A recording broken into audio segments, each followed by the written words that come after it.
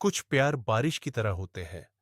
अचानक आते हैं, दिल को भिगो जाते हैं और फिर हमेशा के लिए हमारी जिंदगी का हिस्सा बन जाते हैं। एक अधूरी मुलाकात जो प्यार में बदल गई। बारिश की बूंदें जब जमीन को छूती हैं, तो मिट्टी की भीनी भीनी खुशबू हवा में घुल जाती है। लेकिन उस दिन, उस बारिश में सिर्फ मिट्टी ही नहीं भीगी थी, दो दिल भी भीग चुके थे।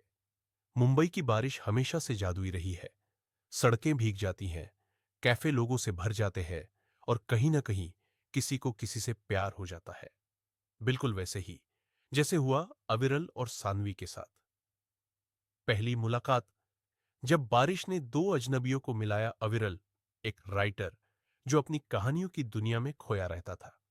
सानवी, एक आर्टिस्ट जिसे अपनी कला को दुनिया के सामने लाने से डर लगता था। और फिर आई बारिश।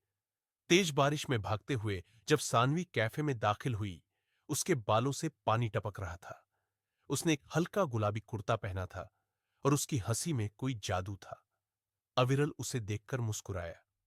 बारिश में फंसना अच्छा लगता है, बस अगर चाय मिल जाए तो। सानवी हंस पड़ी। इतने अच्छे लोग अब भी मिलते हैं। और फिर चाय की चुस्कियों के साथ वो बातें भी शुरू हुई जो दो दिलों को करीब ले आई। बारिश बहाना बन गई, मुलाकातें बढ़ने लगी और अनजाने में ही दोनों के बीच कुछ खास होने लगा। समंदर किनारे बैठकर सानवी ने अचानक पूछा, अविरल, क्या तुमने कभी प्यार किया है? अविरल मुस्कुराया, फिर हल्की आवाज में बोला, शायद कर रहा हूं। सानवी चौंक गई। कौन है वो?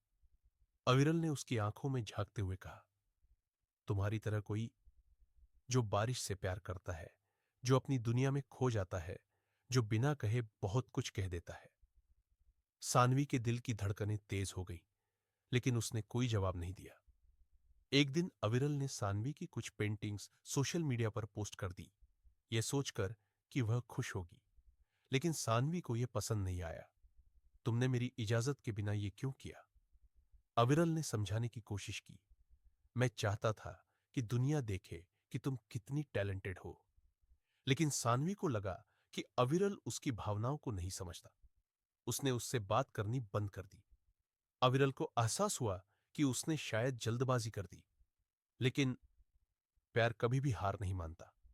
कुछ हफ्तों बाद फिर से बारिश का मौसम आया। अविरल ने सानवी को उसी कैफे में बुलाया जहां उनकी पहली मुलाकात हुई थी। वह वहां पहुंची, लेकिन चुपचाप खड़ी रही। अविरल ने धीरे से कहा, अगर तुम्हें मेरी कोई भी बात बुरी लगी हो तो मैं माफी मांगता हूं। लेकिन एक बात कहूं? सानवी ने कोई जवाब नहीं दिया, बस हल्का सा सिर हिलाया। जब भी बारिश होती है, मैं सिर्फ तुम्हारे बारे में सोचता हूं। तुम्हारी हंसी, तुम्हारी बातें और तुम्हारा मुझे चाय के लिए टोकना। मैंने कभी किसी से इतना जुड़ाव महसूस नहीं किया। सानवी की आंखों में आंसू थे। उसने धीरे से कहा, मैं भी। अविरल, बारिश अब पहले जैसी नहीं लगती जब तुम साथ नहीं होते। अविरल ने मुस्कुराते हुए हाथ आगे बढ़ाया और सानवी ने धीरे से उसका हाथ थाम लिया। बाहर बारिश तेज हो गई थी, लेकिन अंदर दोनों के दिलों में सुकून था। कुछ प्यार बारिश की तरह होते हैं। अचानक आते हैं, दिल को भिगो जाते हैं और फिर हमेशा के लिए हमारी जिंदगी का हिस्सा बन जाते हैं। अगर आपको यह कहानी पसंद आई तो टर्निंग पॉइंट यूट्यूब चैनल को लाइक, शेयर और सब्सक्राइब करना ना भूलें। आपका एक लाइक हमें और खूबसूरत कहानियां लिखने के लिए मोटिवेट करता है।